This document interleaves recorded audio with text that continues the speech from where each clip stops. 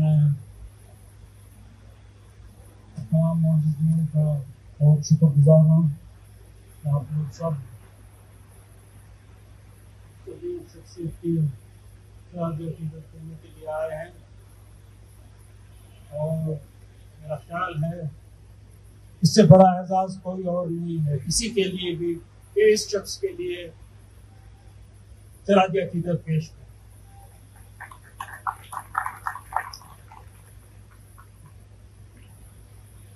नवाब साहब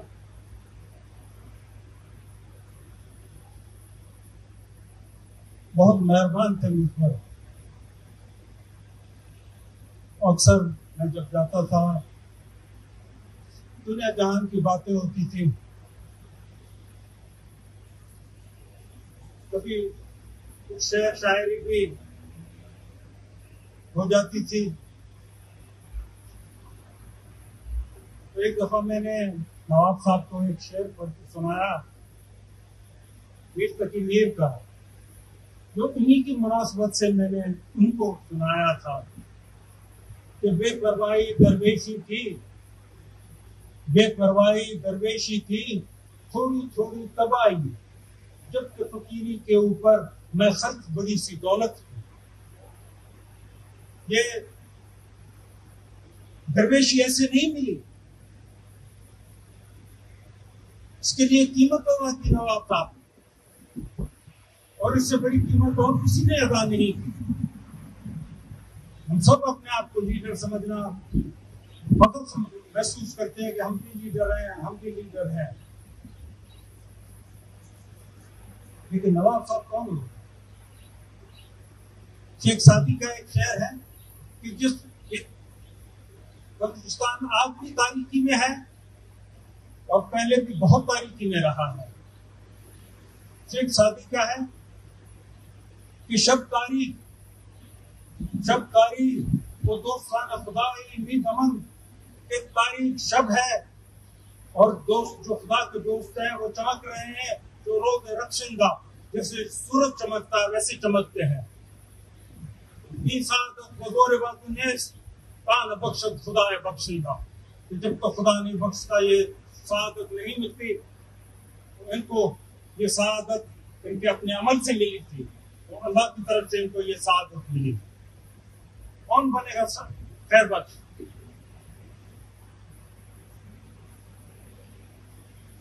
अपना हाफिज शिराजी का शेर है, दूसरे लीडरों की बातें मंजूर साहब कर रहे थे, आप साहब ने भी थी।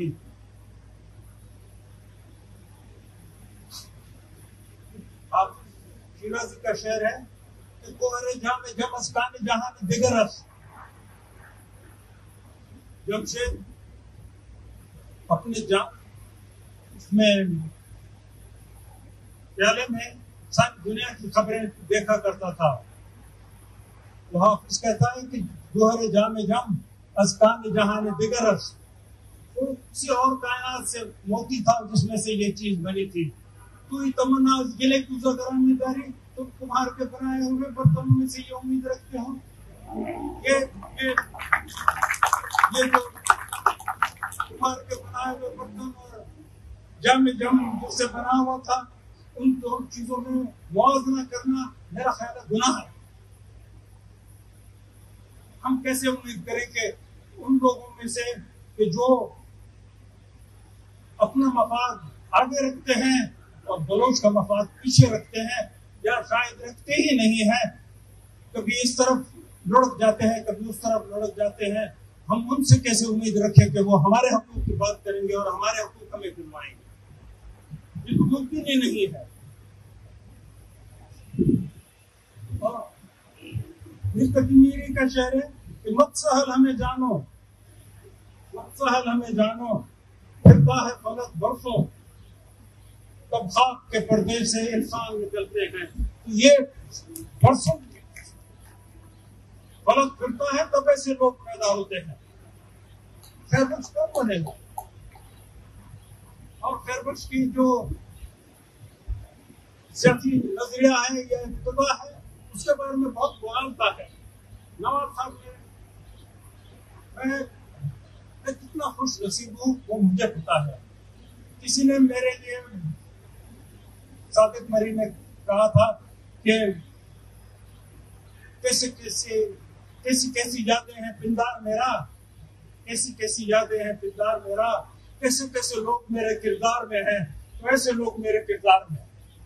मैं हुसैन मोहम्मद मरी, मीर रसूल बख्श साहब और मीर अली अहमद साहब और मेरे किरदार में है। मीर रसूल बख्श वो शख्स है, जब नवाब नौरोज खान के साथियों को हैदराबाद जेल में फांसी दी गई थी तो कोई हाथ लगाने वाला नहीं था। मीर रसूल बख्श ने उनकी लाशों को तमाम फराइज पूरे करके और वहां से रवाना करके बलूचिस्तान भेजा था। जब अयूब खान की मार्शाल्लाह से लोग लरसते थे तो मीर रसूल बख्श ने किसी की परवाह नहीं थी, अपने बलूच भाइयों के लिए ये काम किया। तो हम नवाब साहब के बारे में, सियासत के बारे में बहुत सारी बातें हैं। नवाब साहब ने खुद मुझे बताया 53 में ये वाज़ेह रहे, 53 में ये 62 और 55 और 56 की बातें नहीं है।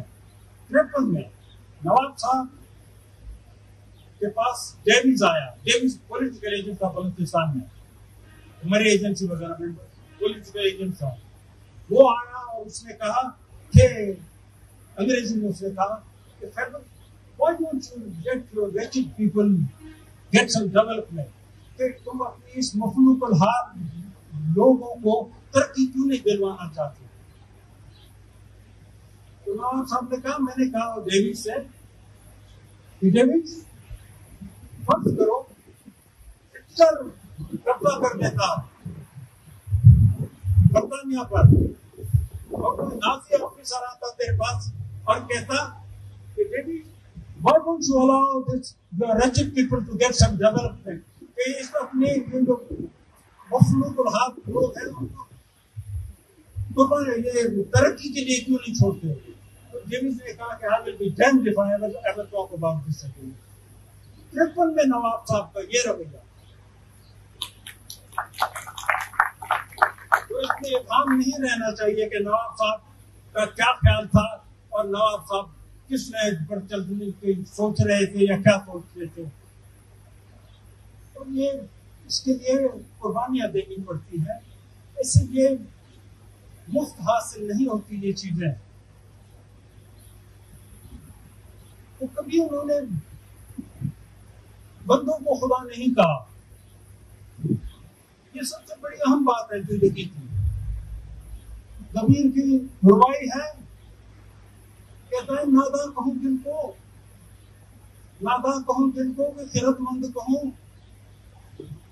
या सिलसिला वज़ाक़ा से पाबंद कहूं। एक रोज मुंह खुदा को मुंह दिखाना है दबीर, बंदों को मैं जिस मुंह से खुदाबंद कहूं।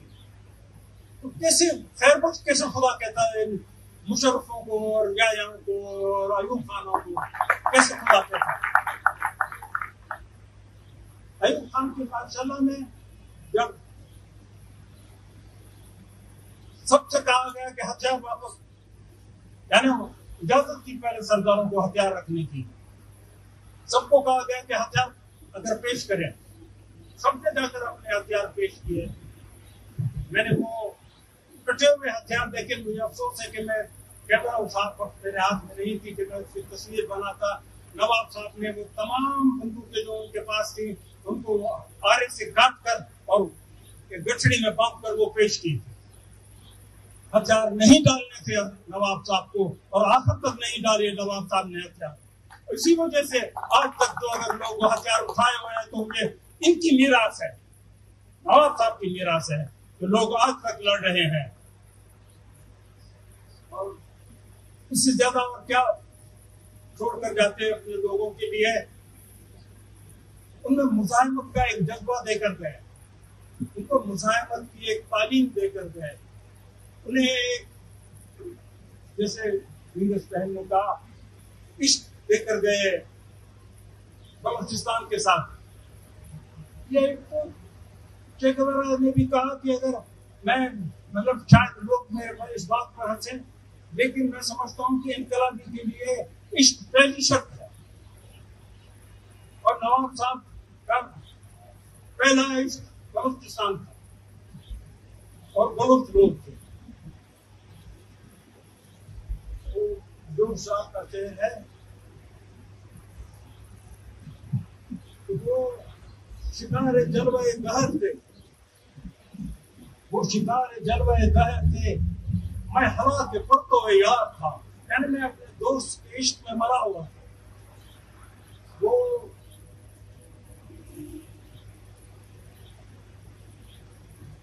मैं हला के पत्तों में यार था, वो समर कर बिगड़ गए, मैं बिगड़ कर संवर गया।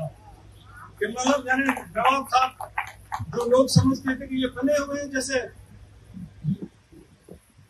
मंजूर साहब ने कहा कि जो सियासत जो राय नहीं थी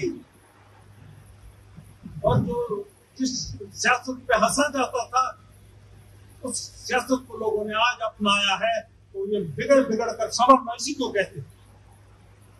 तो नवाब साहब के खुददारी है। एक दफा नवाब साहब को डॉक्टर नजीब ने बुलाया। नवाब साहब जब वहां पर गए तो कारिंदे होते हैं, उन्होंने कहा कि हम तलाशी देंगे। नवाब साहब ने कहा कि अगर तलाशी देनी होती तो मैं वहां पर देता तलाशी। और वहां से निकले पैदल, मिन्नतें करते पीछे हुए आए, ये सारे अफसरान जो थे उनके मिन्नतें करते आए कि साहब गाड़ी में तो बैठ जाए। नवाब साहब पैदल वज़ीर अकबर तक आए, गाड़ी में नहीं बैठे। ये कैसे होगा कि मतलब यहाँ पर भी मेरी तलाशी है। तो खुददारी है, इसकी कीमत देनी पड़ती है। इनसे परवाही दरवेशी की थोड़ी थोड़ी तबाही, जबकि फकीरी के ऊपर खर्च बड़ी सी दौलत की। अगर वो हाँ कहते तो सोने में तुलते। नवाब साहब, मैंने पहले भी इसी तरह के लिए जिक्र किया था, नवाब साहब को खुद कहा कि लोग कहते पैसे नवाब खैर बख्श के पास, खैर बख्श के पास अगर पैसे होते तो अपने दामाद के घर नहीं रहता। जो मरियम का सरदार अपने दामाद के घर रहे, इससे बड़ा एजाज और कौन किसको मिला है। ये मेरा ख्याल समझने की बातें हैं जो नवाब साहब को समझने के लिए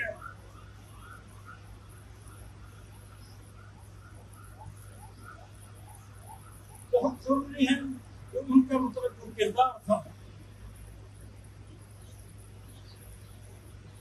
और कुर्बानियां, जैसे मंजूर साहब ने कहा, उनको कुर्बानियां दे रही हैं जो आज तक मतलब सरों पर सर हाथों पर उठाकर हथेलियों पर चल रहे हैं।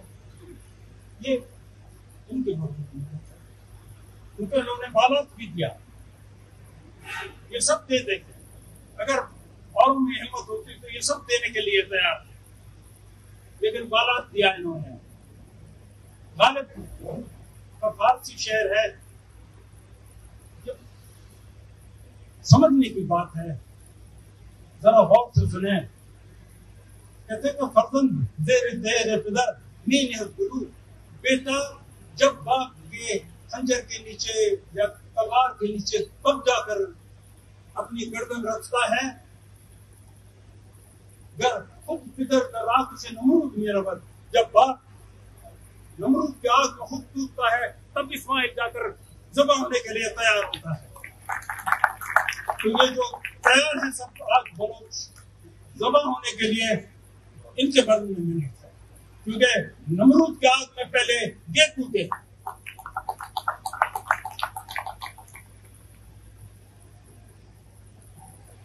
इनको नवाब साहब पर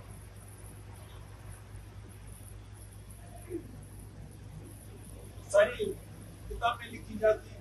मैंने बहुत नवाब साहब से अर्ज किया कि कुछ लिखें, अब कंप्यूटर का जमाना है, आप लिखेंगे जो कुछ लिखेंगे वो आप ही के पास रहेगा, कोई इसमें मतलब दखल नहीं होगा।